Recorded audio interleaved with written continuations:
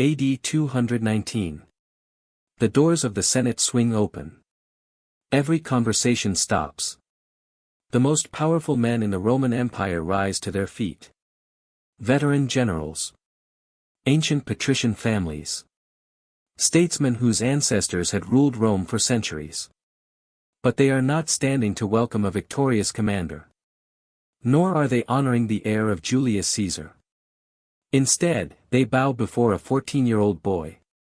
He walks slowly through the chamber, dressed not in the traditional toga of a Roman emperor, nor in the armor of a conquering general, but in flowing robes of shimmering purple silk embroidered with gold.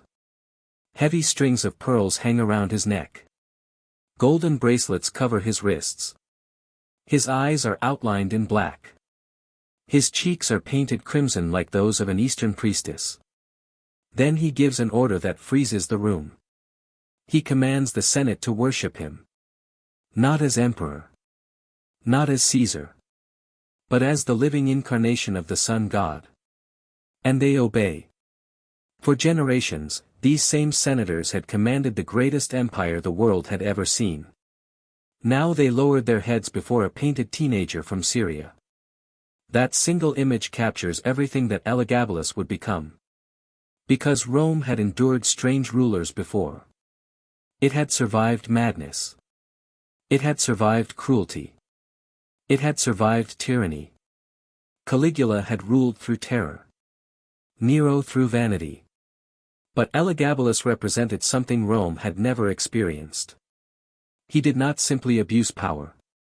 He rejected everything Rome believed itself to be. Its religion. Its traditions. Its ideas of masculinity. Its political hierarchy. Its sacred customs. Even its identity. For 4 extraordinary years, the heart of the Roman Empire became almost unrecognizable. This is the story of the emperor who nearly rewrote Rome in his own image. Our story begins far from Italy. Far from the marble temples of the Forum. Far from the disciplined legions marching beneath Roman standards. It begins nearly 1,500 miles to the east. In the wealthy Syrian city of Emesa. Around AD 203, a boy named Varius Avitus Bassianus was born into one of the most influential priestly families in the region. History would remember him by another name. Elagabalus. Unlike many Roman emperors, he was not raised among senators or military commanders. His childhood revolved around religion. His family served the god Elagabal, an ancient Semitic solar deity worshipped in Emesa long before Rome conquered Syria. At the center of this religion stood a mysterious black stone, believed to have fallen from the heavens. To its followers, it was no ordinary object. It was the earthly manifestation of the sun god himself. Every day, the young Elagabalus participated in elaborate ceremonies. He learned sacred chants before he learned politics. He danced before temple altars instead of training with soldiers. He wore embroidered ceremonial robes instead of military cloaks. He watched incense rise toward the sky, listened to Eastern musicians, and witnessed rituals unlike anything practiced in Rome. To him, this world felt completely natural. He had never known anything else. But to a Roman senator, these ceremonies would have appeared extravagant, foreign, and deeply unsettling. While the young priest was growing up in Syria, the Roman Empire itself was entering another period of crisis. The Emperor Caracalla had ruled through fear and violence. He expanded citizenship across the empire, but his reign was stained by executions, paranoia, and endless bloodshed. By AD 217, even his own soldiers had grown tired of him. During a military campaign in the east, Caracalla stopped along the roadside to relieve himself. It was an ordinary moment.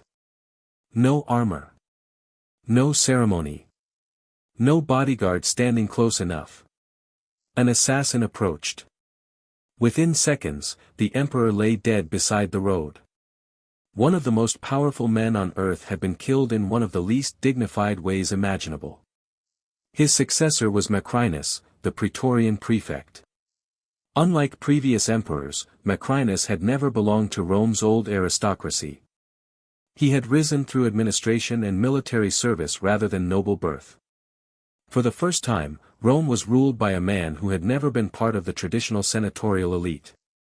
His reign began with promise. It did not stay that way. The Eastern legions soon became dissatisfied.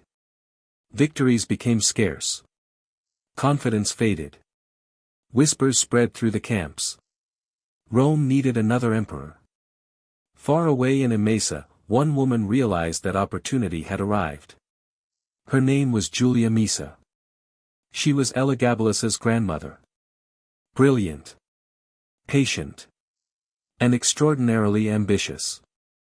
She understood something that every successful Roman politician eventually learned.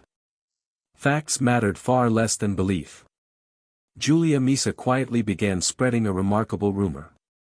She claimed that her grandson was not merely a Syrian priest, but the secret, illegitimate son of the murdered Emperor Caracalla. Whether anyone truly believed the story hardly mattered. The soldiers wanted a reason to replace Macrinus. Julia gave them one.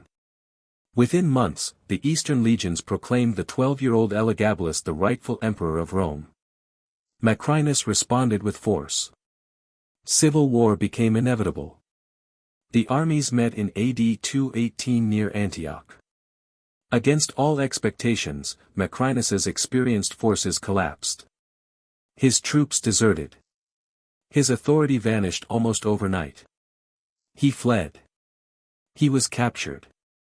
Soon afterward, he was executed. In a matter of weeks, a 12-year-old Syrian temple priest had become the ruler of the greatest empire on earth. Rome had spent nearly 5 centuries building its reputation through conquest, discipline, and military tradition. Now its future rested in the hands of a boy who barely spoke Latin. Had never seen the Roman Senate. Had never commanded an army. And cared far more about serving his Eastern sun god than governing an empire of nearly 60 million people. His grandmother believed she could control him. His mother believed she could guide him. Rome believed he would eventually adapt to Roman traditions. All of them were wrong. The journey from Syria to Rome lasted for months. Long before he reached the capital, the first signs of his future reign were already becoming impossible to ignore. The journey from Emesa to Rome took months. For most emperors, such a journey was a military procession. Legions marched. Standards flew proudly in the wind.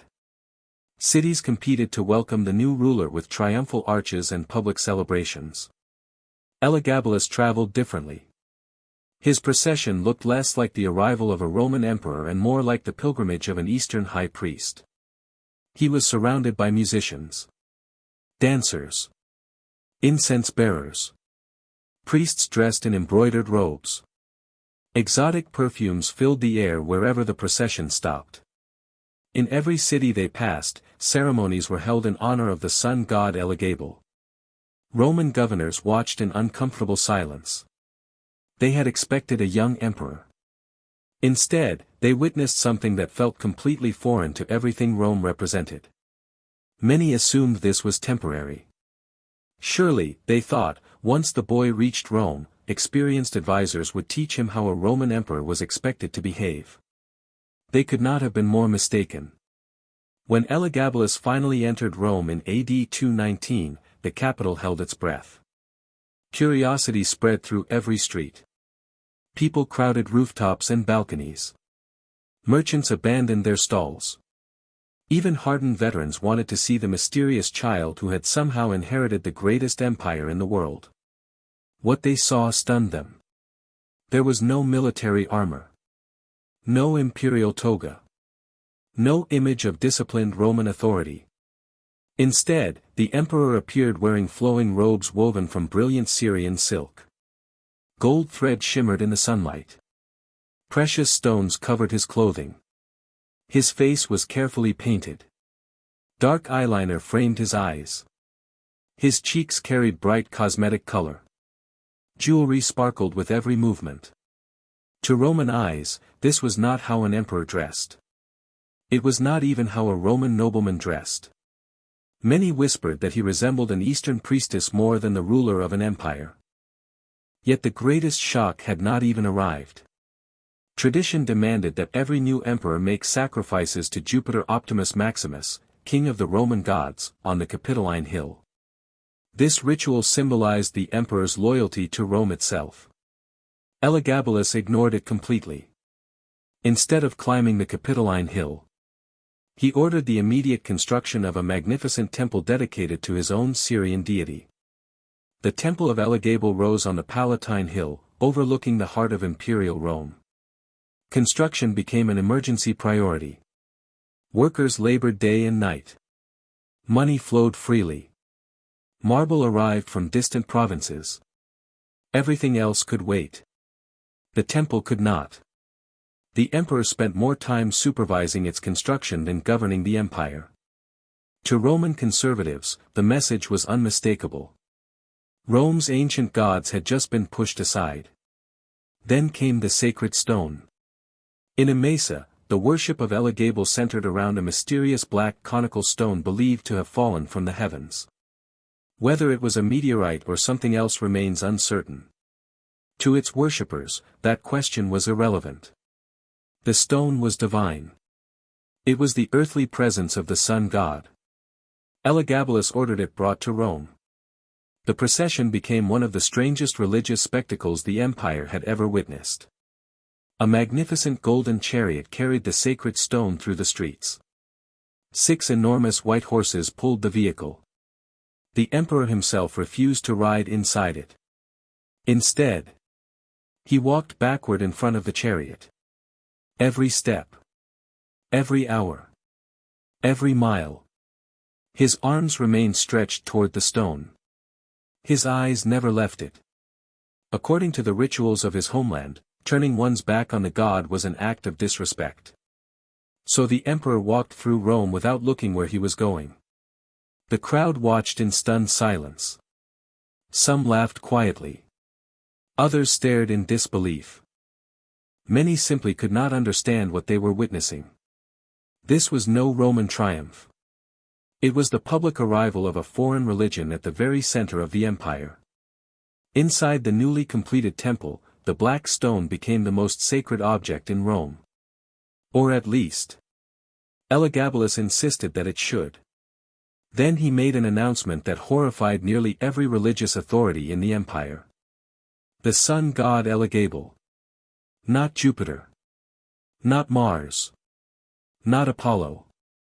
Would now stand above every other deity. It was an extraordinary declaration. For centuries, Roman religion had absorbed foreign gods into its vast pantheon. But Rome never accepted another god as superior to Jupiter. Elagabalus intended to change that. He ordered priests from across the empire to travel to Rome. Roman pontiffs. Priests of Isis. Followers of Mithras. Representatives of countless local cults. Even Jewish religious leaders were expected to acknowledge the supremacy of the Syrian sun god. The emperor was not asking for tolerance. He was demanding submission. The Senate watched helplessly. Open resistance was dangerous. The emperor still commanded the Praetorian Guard. The Eastern legions had placed him on the throne. No senator wanted to discover where criticism ended and execution began. So they remained silent. But beneath that silence, anger was growing. Religion, however, was only the beginning. The young emperor also challenged Roman ideas about identity itself. Ancient sources describe Elagabalus as someone who rejected many of the expectations attached to Roman masculinity. Cassius Dio and other contemporary writers claim he preferred luxurious clothing traditionally associated with Eastern noblewomen. He removed his body hair. He reportedly asked physicians whether they possessed any method of physically transforming his body. He preferred to be addressed using feminine titles in certain settings. Ancient historians also describe relationships with several male companions whom he openly referred to as husbands. These accounts must be approached carefully. Many surviving sources were written by hostile senators after his death. Some details may have been exaggerated to blacken his memory.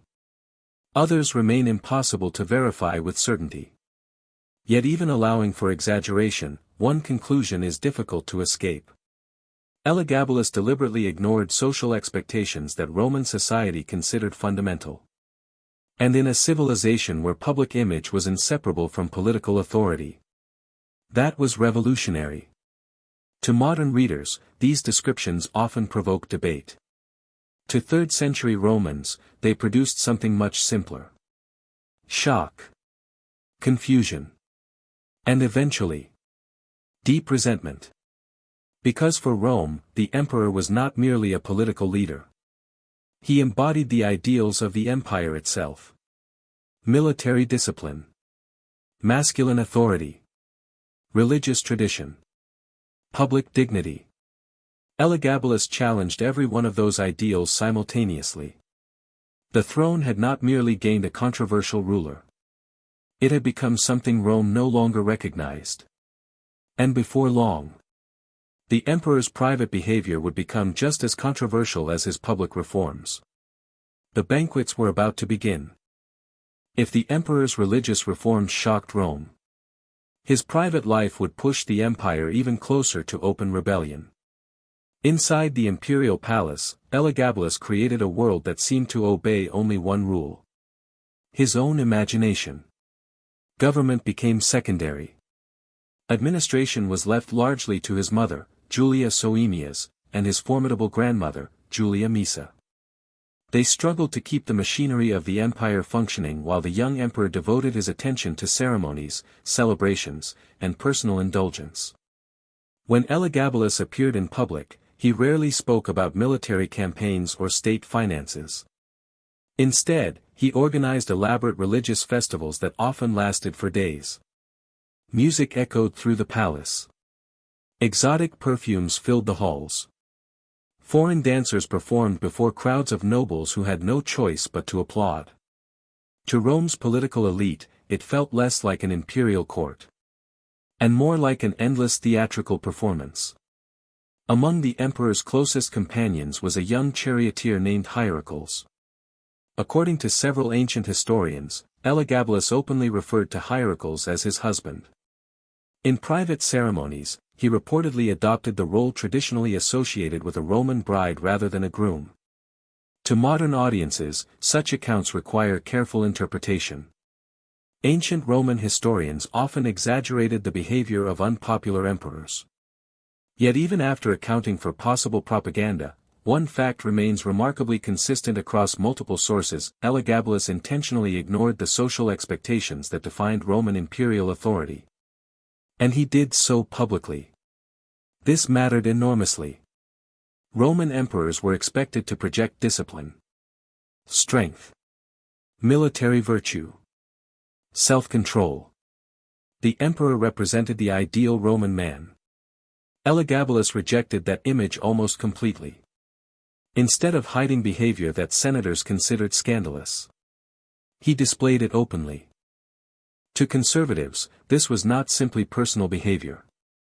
It was political rebellion. His relationships also influenced government appointments.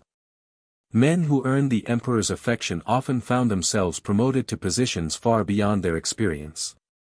Ancient writers accuse Elagabalus of rewarding favorites with offices traditionally reserved for accomplished administrators or military commanders. Whether every appointment occurred exactly as described is uncertain. Hostile sources almost certainly exaggerated some stories. But even the surviving evidence suggests a court increasingly shaped by personal preference rather than merit. For Rome's aristocracy, this was humiliating. Families whose ancestors had served the Republic for centuries now watched influential positions handed to people they regarded as complete outsiders. Resentment spread quietly through the Senate. No one dared confront the emperor directly. Not yet. Then there were the banquets. Roman emperors had always entertained lavishly. Extravagance itself was nothing new. But Elagabalus transformed dining into psychological theater. Every feast became an experiment. A performance. A game in which the guests never knew whether they were being honored or mocked. The kitchens received ingredients from every corner of the empire. Rare spices from Arabia. Perfumes from Syria. Luxury foods from Egypt. Fish from distant seas. Exotic birds.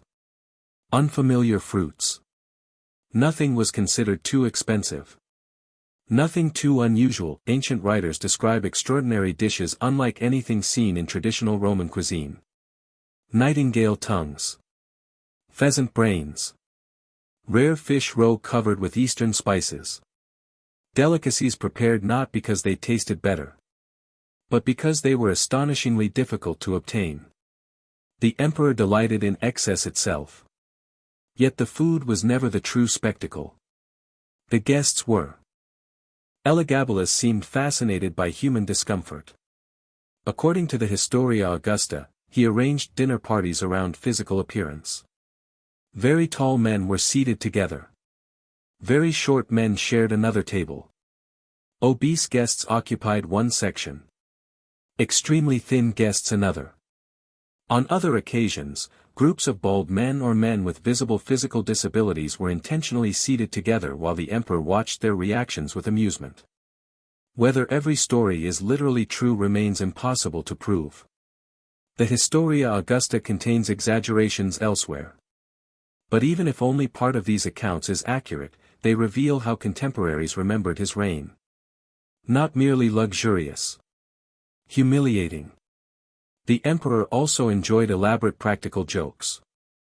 Some guests received magnificent plates of food that turned out to be carved from painted marble, ivory, or wax. From a distance, they looked perfectly real. Only when the diners attempted to eat did they discover the deception. Other banquets featured meals consisting entirely of one color. Everything served was green. Or entirely yellow. Or completely white. The emperor was fascinated by visual symmetry and theatrical presentation. Sometimes he ordered the dining hall plunged into total darkness. Servants silently replaced dishes between every course. Guests had no idea what they were eating. Every bite became uncertain. Every meal became another demonstration that the emperor controlled not only Rome, but reality itself. To Elagabalus, confusion was entertainment. To Rome's elite, it was another insult they were forced to endure. Perhaps the most infamous story concerns flowers. Ancient historians claim the emperor constructed banquet halls with hidden mechanical ceilings. During lavish feasts, the ceiling would suddenly open. At first, guests believed flowers were being showered upon them as a magnificent gesture of celebration. Then the petals kept falling. More. And more. And more. According to the ancient account, enormous quantities of roses and violets buried guests beneath their weight. Some reportedly suffocated before they could escape. Modern historians debate whether this story is literally true or symbolic exaggeration. Engineering such a mechanism would have been difficult, though not impossible for Roman architects. Regardless of its historical accuracy, the story survived because people believed Elagabalus capable of such extravagance. That alone tells us something important about his reputation. He had become an emperor for whom no rumor seemed unbelievable. And that is one of the most dangerous reputations any ruler can acquire. Because once the public begins believing every outrageous story, the line between history and legend disappears completely. Outside the palace walls, the empire still functioned. Taxes were collected. Roads remained open. Legions guarded the frontiers. But inside Rome itself, the authority of the throne was slowly being consumed by spectacle. The Senate whispered. The people watched. The army grew restless. And somewhere inside the imperial palace, even Julia Misa, the brilliant grandmother who had placed her grandson on the throne, was beginning to realize a terrifying truth. She had not created a puppet. She had unleashed a force she could no longer control. Perhaps the most infamous story concerns flowers. Ancient historians claim the emperor constructed banquet halls with hidden mechanical ceilings. During lavish feasts, the ceiling would suddenly open. At first, guests believed flowers were being showered upon them as a magnificent gesture of celebration. Then the petals kept falling. More. And more. And more. According to the ancient account, enormous quantities of roses and violets buried guests beneath their weight. Some reportedly suffocated before they could escape. Modern historians debate whether this story is literally true or symbolic exaggeration.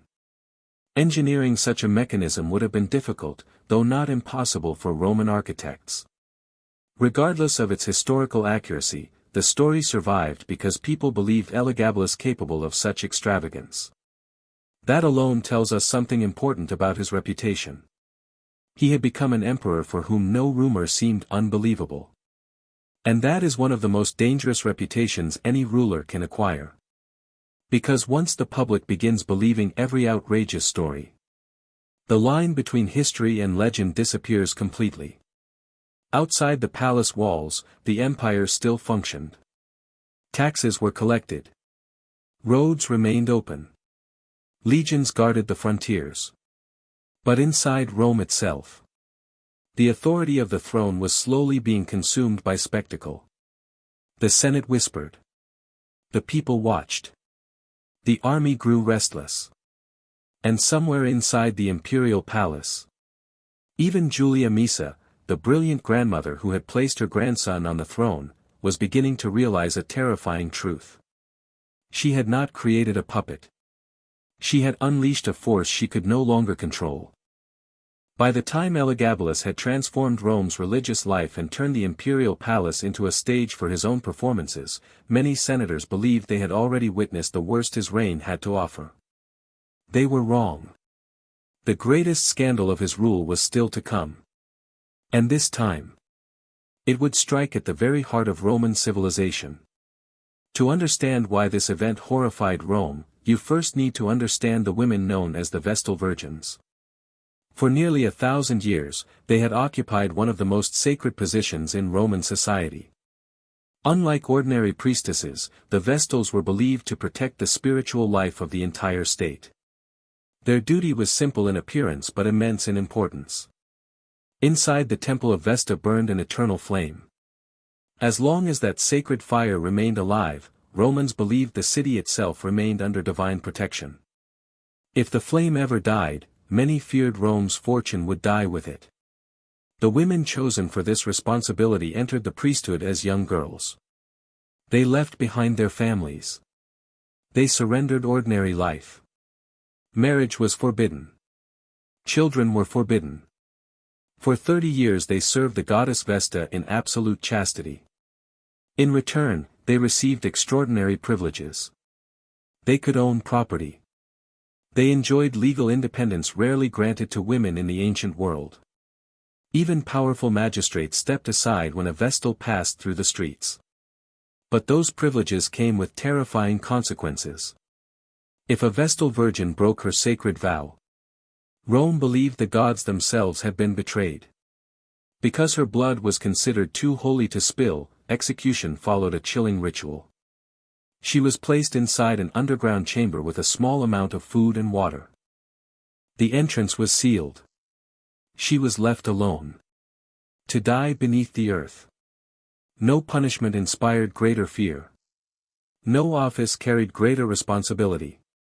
To Romans, the purity of the Vestals was inseparable from the survival of the empire itself. And then, Elagabalus decided to marry one. Her name was Aquilia Severa. She was not merely a respected Roman woman. She was a Vestal virgin.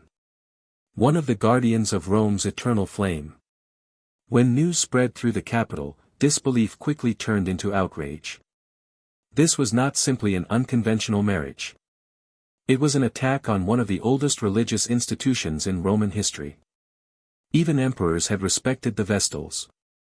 Even dictators had avoided crossing that line. Elagabalus ignored centuries of tradition without hesitation. Ancient writers claim he defended the marriage with remarkable confidence. According to them, he argued that the union between the high priest of the sun god, and the guardian of Rome's sacred fire. Would produce children blessed by the gods themselves. Divine children. A new sacred bloodline. To him, the marriage represented a holy union between two powerful religions. To Rome, it was sacrilege. The Senate was stunned. Priests were horrified. Ordinary citizens whispered openly in the streets. What made the situation even more dangerous was that no one knew how to respond. The emperor himself had committed the offense. Who possessed the authority to punish the highest man in the empire? No law had ever anticipated such a situation. Rome had rules for Vestal virgins. Rome had rules for ordinary citizens. But Rome had never imagined an emperor who would deliberately violate one of its holiest traditions. The legal system simply had no answer. And Elagabalus seemed to enjoy that fact. The marriage itself did not last long. Without explanation, the emperor divorced Aquilia Severa. Soon afterward, he married another Roman woman. For a brief moment, some hoped the scandal had finally ended. Perhaps the emperor had come to his senses. Perhaps his advisors had convinced him to restore some measure of dignity to the throne. They underestimated him. Not long afterward, Elagabalus divorced his second wife. Then, astonishingly, he remarried Aquilia Severa. The same Vestal virgin. The same forbidden union. The same insult delivered a second time. It was no longer possible to dismiss his actions as youthful impulsiveness. The emperor was making a statement. He understood exactly which traditions Rome considered sacred. And one after another, he chose to violate them. By now, even members of his own family had begun to worry. Julia Maesa had engineered the coup that placed her grandson on the throne. She had spent enormous wealth persuading the Eastern legions to support him. She believed a young emperor could be guided, influenced, controlled. Instead, she watched him grow increasingly unpredictable. Her daughter, Julia Soaemias, remained fiercely loyal to her son. She defended him constantly, protected him, encouraged him. But Julia Maesa had lived through enough imperial politics to recognize danger when she saw it. Every week brought another controversy. Every month created more enemies. Every decision isolated the emperor further from the people whose support actually kept emperors alive. The Senate hated him. The priesthood feared him. The aristocracy mocked him in private. Even among the Praetorian Guard, the mood was beginning to change. One group mattered more than all the others combined. The Roman army. An emperor could survive public criticism. He could survive political conspiracies. He could even survive a hostile Senate. But no emperor survived for long after losing the confidence of the legions. The soldiers who had placed Elagabalus on the throne expected certain things in return. Leadership. Military success. Discipline. Generous rewards. Instead, they watched their emperor devote enormous sums of money to religious festivals, luxurious banquets, foreign ceremonies, silks imported from the East, and extravagant celebrations that seemed completely disconnected from military life. The emperor rarely inspected the army. He showed little interest in campaigning. He appeared far more comfortable inside temples than inside military camps. For Roman soldiers, this was deeply unsettling. They had followed generals. They had followed conquerors. They had followed warriors. Now they followed a teenage priest. And every passing month made that reality harder to accept. Without realizing it, Elagabalus was approaching the most dangerous point any Roman emperor could reach. He still wore the imperial crown. He still occupied the palace. He still commanded the authority of Caesar. But authority in Rome rested on something more fragile than titles. It rested on the belief that the emperor deserved to rule. That belief was beginning to disappear. Quietly. Almost invisibly. Inside the Senate. Inside the temples. Inside the barracks. And even inside his own family. The empire had not yet turned against Elagabalus. But the first cracks had appeared. And once they began to spread, there would be no stopping what came next. By AD 221, Rome had reached a dangerous point. The scandals were no longer isolated incidents. They had become a pattern. Every few weeks, the emperor shocked the city with another decision that challenged centuries of Roman tradition. Every month, another group quietly joined the list of his enemies. The senators despised him. The priesthood feared him. The aristocracy mocked him behind closed doors. And now, the army was beginning to lose patience. That was a problem unlike any other. Because in Rome, emperors were not truly protected by crowns. They were protected by soldiers. And soldiers were practical men. They did not care how beautifully an emperor spoke. They did not care how magnificent his temples looked. They cared about victory. Discipline. Leadership. Respect. Elagabalus offered them almost none of those things. Unlike Trajan, he won no great campaigns. Unlike Marcus Aurelius, he spent little time on military frontiers. Unlike Septimius Severus, he inspired no confidence among hardened veterans. Instead, reports from the imperial palace spoke of endless festivals, lavish ceremonies, and astonishing amounts of money being spent on luxuries. Silks imported from the East. Rare perfumes. Jewels. Gold. Religious processions. Magnificent feasts. The emperor appeared more interested in entertaining himself than preparing Rome for war. For an empire whose borders stretched thousands of miles, that was a dangerous message. Rome could forgive eccentricity. It could even tolerate cruelty. But weakness was unforgivable. The Praetorian Guard watched everything. For centuries, they had served as the emperor's personal protectors. In reality, they were something far more dangerous. They had become kingmakers. They had placed emperors on the throne. And they had removed them just as easily. Every emperor understood one simple truth. Lose the guard. Lose the empire. At first, the Praetorians accepted the young ruler. After all, it was military support that had brought him to power. But loyalty inside the guard was never unconditional. It depended on confidence. And confidence was disappearing. Officers quietly questioned the emperor's judgment. Veterans whispered that Rome no longer looked like Rome. Even those who remained loyal found it increasingly difficult to defend his decisions. The palace had become isolated from reality. Julia Misa saw the danger long before her grandson did. Unlike Elagabalus, she understood power. Real power. She had spent decades navigating Roman politics. She knew that emperors rarely fell because of a single mistake. They fell because too many influential people reached the same conclusion at the same time. This emperor has become a liability. That moment was approaching. And she intended to survive it. Julia Misa made a decision that would determine the future of the Roman Empire. She turned her attention toward another member of the family. A quiet 13-year-old boy. His name was Alexianus. History would remember him as Alexander Severus.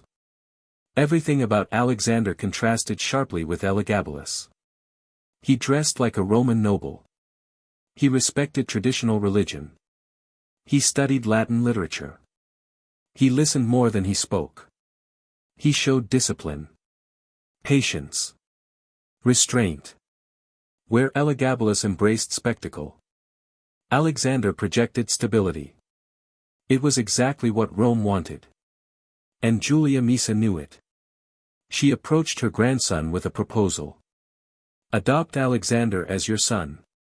Make him your official heir. To Elagabalus, the suggestion seemed harmless. He was still young. Still healthy. Still emperor. An adopted heir posed no immediate threat. Perhaps it would even silence critics. Perhaps it would reassure the Senate. Perhaps it would strengthen his dynasty. He agreed. It was the worst political decision of his life the moment Alexander Severus received the title of Caesar. Everything changed. Almost overnight, Rome discovered an alternative. For years, senators had complained without hope. Now hope had a face. A calm teenager raised according to Roman traditions. Someone who looked like a future emperor. Someone who behaved like one. The Senate welcomed Alexander warmly. The army quickly admired him. Even ordinary citizens began speaking his name with optimism. For the first time since becoming emperor. The moment Alexander Severus received the title of Caesar. Everything changed. Almost overnight, Rome discovered an alternative. For years, senators had complained without hope. Now hope had a face. A calm teenager raised according to Roman traditions. Someone who looked like a future emperor. Someone who behaved like one. The Senate welcomed Alexander warmly. The army quickly admired him. Even ordinary citizens began speaking his name with optimism. For the first time since becoming emperor. Elagabalus was no longer the only possible future of Rome. And he noticed. At first, the emperor tried to ignore the growing popularity of his younger cousin. But every ceremony made the contrast more obvious. When Alexander appeared before soldiers, they cheered. When Elagabalus appeared, their applause sounded forced. The emperor had spent years demanding admiration. Alexander received it naturally. Nothing frightened insecure rulers more than comparison. Elagabalus slowly became consumed by jealousy. The same boy he had adopted to secure his throne was now becoming its greatest threat. Ancient historians describe a growing sense of paranoia inside the palace. The emperor reportedly questioned his advisors constantly. Who supports Alexander? Who speaks to him? Who visits him? Who plans against me? Whether every detail is accurate cannot be proven. But history shows a familiar pattern. Once rulers begin seeing rivals everywhere, they usually create the very conspiracy they fear. Elagabalus decided Alexander had to disappear. Quietly. Permanently. Ancient sources claim he attempted to remove his young cousin from public life by spreading rumors that Alexander was gravely ill. Others suggest he considered having him assassinated. Whatever his exact plan may have been, it failed. Because news reached the Praetorian Guard. The soldiers demanded proof that Alexander was alive. Not tomorrow. Not next week. Immediately. It was an extraordinary moment. The emperor himself was being challenged by his own protectors. Elagabalus had no choice. Alexander appeared before the guard. Healthy. Calm. Very much alive. The soldiers erupted with relief. Some even celebrated. For Elagabalus, it was a disaster. His own bodyguards had made something painfully clear. If forced to choose between the emperor and his heir, many already knew which side they would take. From that moment forward, the fate of Elagabalus was no longer in his own hands. The countdown to his downfall had begun. By the beginning of AD 222, Rome was no longer asking whether Elagabalus was fit to rule. It was asking how much longer he would remain alive. The atmosphere inside the imperial palace had become poisonous. Servants whispered in the corridors. Officials chose their words carefully. Even members of the emperor's inner circle no longer knew whom they could trust. Every conversation carried the scent of conspiracy. Every silence felt dangerous. For the first time since taking the throne, Elagabalus was genuinely afraid. He had lost the Senate. He had lost the confidence of Rome's ancient priesthood. Much of the aristocracy secretly celebrated every setback he suffered. And now, he was beginning to lose the only institution that truly mattered. The Praetorian Guard. Roman history had already taught one brutal lesson. An emperor could survive foreign invasions. He could survive political scandals. The death of Elagabalus did not satisfy Rome. Killing an emperor was one thing. Making it seem as though he had never existed was something else entirely. Within hours of his assassination, the political machinery of the empire began moving with astonishing speed. There would be no mourning. No official funeral. No public remembrance. Instead, Rome prepared one of its most terrifying punishments. A punishment reserved for rulers considered too disgraceful to remain part of history itself. The Romans called it damnatio memoriae. The condemnation of memory. To modern ears, the phrase sounds almost symbolic. But to the Romans, it was brutally practical. They believed that memory itself carried power. To erase someone's memory was, in a sense, to erase their existence. An emperor could die only once. But his reputation could be executed forever. The Senate officially declared Elagabalus an enemy of the Roman state. Immediately, workers spread across the empire with chisels and hammers. His name was carved out of public inscriptions. Official documents were rewritten. Statues were smashed. Portraits were pulled from public buildings. Coins bearing his image were melted down whenever possible. It was not enough that he was dead. Rome wanted future generations to believe he had never ruled at all. The destruction reached every corner of the capital. Busts that had once stood proudly inside government buildings were shattered. Imperial portraits disappeared from military headquarters. Reliefs showing the young emperor were recut to resemble his successor. Stone masons worked day and night. Every missing name left an empty scar across marble monuments. Even today, archaeologists sometimes discover those scars. A perfectly smooth section where an emperor's name should be. An invisible reminder of a ruler whom Rome tried desperately to erase. Ironically, those empty spaces became some of the strongest evidence that he had existed. History often preserves what governments attempt to destroy. His religious revolution was dismantled with equal determination. The magnificent temple dedicated to the Syrian sun god lost its privileged status almost immediately. The sacred black stone, the object Elagabalus had declared greater than Jupiter himself, was removed from Rome. Escorted under heavy guard, it began the long journey back to Emesa in Syria. The extraordinary ceremonies that had once filled Rome's streets disappeared almost overnight. Eastern priests were expelled from the Palatine. Roman religious traditions were formally restored. The old gods reclaimed their place. To many Romans, it felt less like political reform.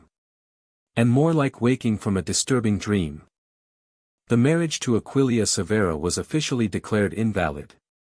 In the eyes of the state, it had never legally existed. Every decree associated with the emperor's religious experiments was quietly reversed. His appointments were cancelled. His honors withdrawn. His policies abandoned. The empire moved with remarkable efficiency. Almost as if everyone had been waiting for permission to undo everything he had done. Meanwhile, Alexander Severus entered the imperial palace. He was only 13 years old. Almost the same age Elagabalus had been when he first claimed the throne. Yet the atmosphere surrounding the new emperor could not have been more different. There were no extravagant Eastern ceremonies. No painted face. No silk robes covered in jewels. Alexander deliberately presented himself as the opposite of his cousin. He dressed like a traditional Roman prince. He honored Jupiter. He consulted the Senate. He listened to experienced advisors. Whether every action reflected genuine conviction or careful political strategy hardly mattered. The message was unmistakable. Rome was returning to normal. And after 4 years of chaos, normality itself felt revolutionary. The Senate welcomed Alexander enthusiastically. The army accepted him almost immediately. The Praetorian Guard proclaimed their loyalty. For a brief moment, it appeared that the empire had escaped disaster. The experiment was over. The nightmare had ended. But history rarely allows such simple conclusions. Because removing a ruler does not erase the weaknesses that allowed him to rise in the first place. Elagabalus had become emperor because ambitious politicians manipulated the army. Because soldiers believed rumors more readily than institutions. Because imperial succession depended more on military loyalty than constitutional order. None of those problems disappeared with his death. Rome had removed the symptom. The disease remained.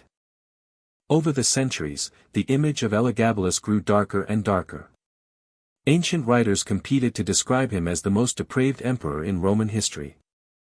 Each generation added new stories. New scandals. New excesses. Some accounts were almost certainly exaggerated. Others may have been completely invented. That is the challenge historians face today. Nearly every surviving source was written by men who despised him. Or by authors writing decades after his death. Separating fact from political propaganda has become one of the greatest puzzles in Roman history. Yet even after removing every doubtful story, even after stripping away centuries of exaggeration, one undeniable truth remains. For 4 extraordinary years, the Roman Empire was ruled by a teenage emperor who attempted to replace its gods, overturn its traditions, redefine imperial authority, and reshape Rome according to a vision entirely his own.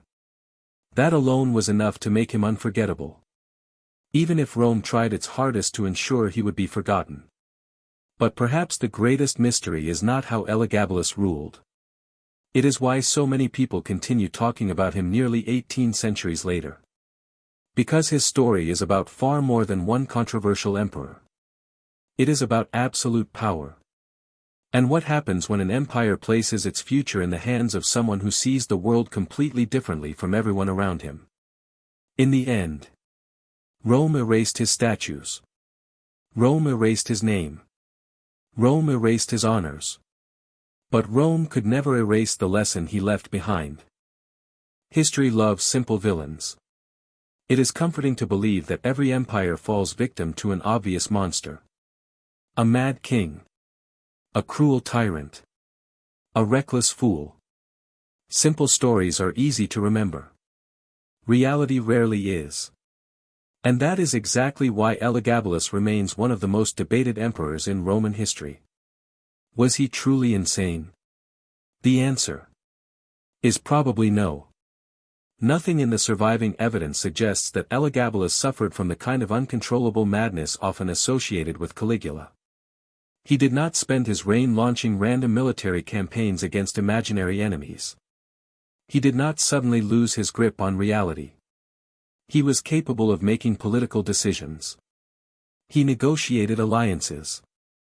He appointed officials. He understood the importance of religion. He recognized the symbolic power of the imperial throne. His actions were deliberate. That is precisely what frightened Rome. He wasn't acting without purpose. His purpose simply belonged to a world the Romans could not accept. Was he a cruel tyrant? Sometimes. Like nearly every Roman emperor. Ancient Rome was not a democracy in the modern sense. Absolute power almost always produced brutality. Executions. Political purges. Public humiliation. Violence was woven into the fabric of imperial government. Measured against rulers like Caligula, Domitian, Commodus, or Caracalla. Elagabalus was certainly controversial. But he was not necessarily the bloodiest. His greatest offense was not mass murder. It was transformation. He tried to transform Rome itself. For the Roman elite, that distinction hardly mattered. Imagine spending your entire life believing that your civilization represented the highest achievement in human history. Its religion. Its military. Its traditions. Its laws. Its identity. Then one day, a 12-year-old foreign priest arrives. Within months he announces that your greatest god is no longer supreme. Your oldest traditions no longer matter. Your sacred ceremonies must now submit to an unfamiliar Eastern deity. The symbols that defined Roman greatness are replaced by symbols from another culture. To many Romans, that felt less like reform, and more like conquest. Except this conquest had not come from a foreign army. It had come from their own emperor. Modern historians increasingly approach Elagabalus with caution. The ancient sources remain invaluable.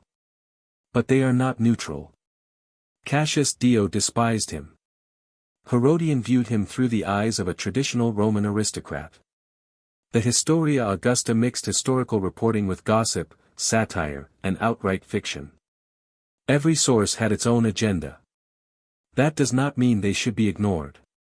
It means they must be questioned. History is rarely found by believing a single source. It emerges when multiple sources are compared. When archaeology is considered. And when political motivation is carefully examined. Today, many scholars believe Elagabalus has been exaggerated into something larger than life. Not because he was innocent. He certainly was not. But because victorious governments often rewrite the reputations of those they overthrow. History has witnessed this countless times. The loser becomes a monster. The victor becomes a savior. Reality usually exists somewhere between those extremes. Elagabalus almost certainly committed many of the acts attributed to him. Others may have been invented. Still others were probably exaggerated until they became legends. And legends have a habit of surviving longer than facts. Perhaps that is why his reign continues to fascinate historians. It forces us to ask uncomfortable questions. How much of history is objective truth? How much is political propaganda? Can we ever truly know a person whose enemies controlled nearly every surviving account of his life? Or are we forever trapped inside the version they wanted future generations to remember? Those questions matter far beyond ancient Rome. Every civilization tells stories about its heroes. Every civilization creates villains. Sometimes those stories deserve to be believed. Sometimes they deserve to be challenged. One fact, however, cannot be erased. Elagabalus ruled. For 4 extraordinary years. The Roman Empire followed a boy from Syria who believed he could reshape the greatest civilization on earth. He failed. His enemies killed him. His statues were destroyed. His name was carved away from stone. His memory was officially condemned. Yet none of it succeeded. Because history refused to forget. Ironically, the Emperor Rome tried hardest to erase became one of its most unforgettable rulers. Not because he conquered new lands. Not because he built magnificent monuments. Not because he won legendary battles. But because he dared to challenge the very identity of the civilization he ruled. In the end, Elagabalus did not destroy Rome. Rome survived him. The temples were restored. The Senate recovered its influence. Traditional religion returned. Another emperor took the throne. Life continued. But something had changed.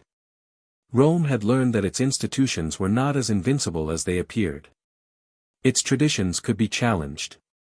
Its gods could be questioned. Its Senate could be ignored. Its armies could place almost anyone on the throne. That realization would haunt the empire for generations. Within little more than a decade, Rome entered the crisis of the 3rd century, a period of civil wars, military coups, economic collapse, and rapid imperial succession. Elagabalus did not cause that catastrophe. But his reign exposed the cracks that were already spreading beneath the surface. Sometimes history does not remember a ruler because he changed the world. Sometimes it remembers him because he revealed how fragile that world had already become.